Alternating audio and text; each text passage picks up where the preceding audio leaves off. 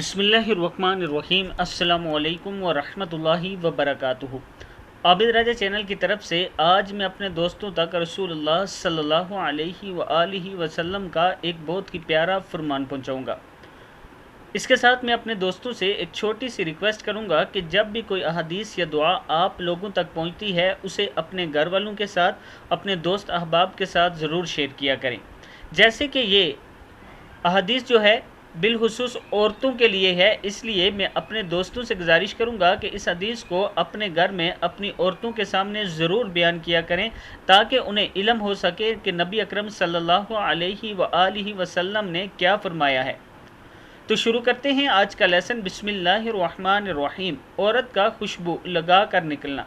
رسول اللہ صلی اللہ علیہ وآلہ وسلم نے ارشاد فرمایا، جو بھی عورت خوشبو لگا کر نامحرم مردوں کے پاس سے اس لیے گزرے کہ وہ اس کی خوشبو سونگھ لیں تو ایسی عورت زانیہ ہے، یعنی اس کا یہ عمل زنا میں شامل ہوگا۔ پھر سن لیں، جو بھی عورت خوشبو لگا کر نامحرم مردوں کے پاس سے اس لیے گزرے کہ وہ اس کی خوشبو سونگھ لیں تو ایسی عورت زانیہ ہے۔ کتاب کا حوالہ نیچے موجود ہے۔